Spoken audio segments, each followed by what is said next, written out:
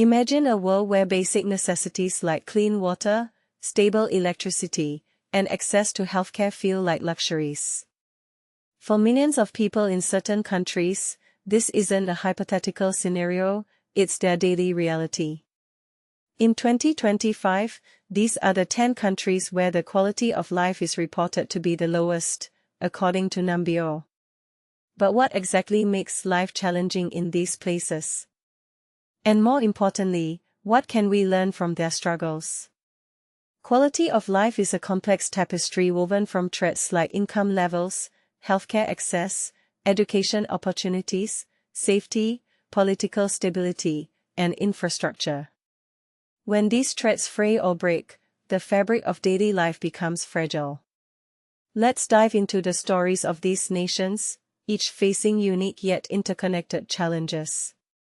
1. Nigeria. Despite sitting on a treasure trove of natural resources, Nigeria grapples with widespread poverty, insecurity, and unemployment. The healthcare system is overburdened, and electricity supply remains erratic. These issues create a cycle of hardship for millions, raising questions about resource management and governance. But here's where it gets controversial. Could Nigeria's struggles be a result of systemic corruption rather than a lack of resources? 2. Bangladesh. Overcrowding, low wages, and pollution are the daily realities for many in Bangladesh. While its economy is growing, the pace of infrastructure and social service development lags behind. This imbalance leaves many citizens struggling to access basic amenities.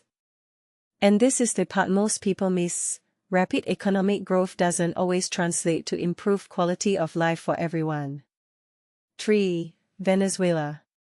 Once a beacon of wealth in South America, Venezuela now faces hyperinflation, food shortages, and political turmoil. Mass immigration has become a stark symbol of its decline. How did a resource-rich nation fall so far? The answer lies in a toxic mix of economic mismanagement and political instability. 4. Sri Lanka. Sri Lanka is still reeling from a devastating financial crisis that left shelves empty of fuel, medicine, and essentials. While recovery efforts are underway, economic instability and political tensions continue to cast a shadow over its citizens' lives. But here's a thought: can a country truly recover without addressing the root causes of its crisis? 5. Egypt. High inflation and unemployment have made life increasingly difficult for Egyptians.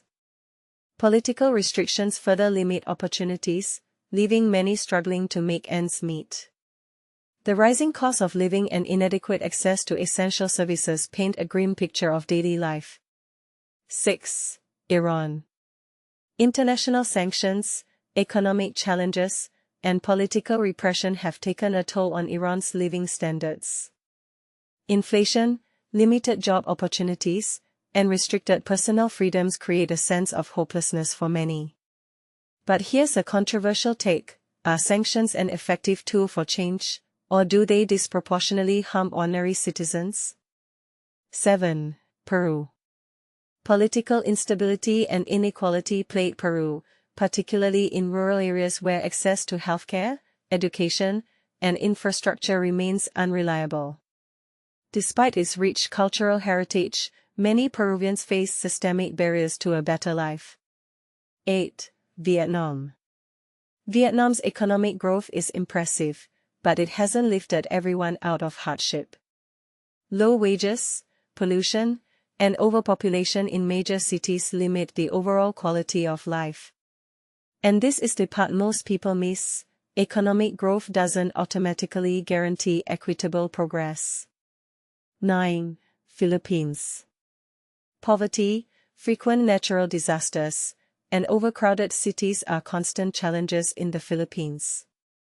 While there have been improvements, inadequate infrastructure continues to hinder daily life. But here's a question: how can a country balance disaster preparedness with long-term development? 10. Lebanon. Lebanon's economic collapse, inflation, and political paralysis have made survival a daily struggle. Failing public services add to the misery, leaving citizens in a state of despair. But here's a thought-provoking idea: could Lebanon's crisis be a cautionary tale for other nations facing similar challenges? As we reflect on these stories, it's clear that improving quality of life requires more than just economic growth. It demands equitable policies, accountable governance, and sustainable solutions. What do you think? Are there factors we've overlooked? Share your thoughts in the comments. Let's spark a conversation that could lead to meaningful change.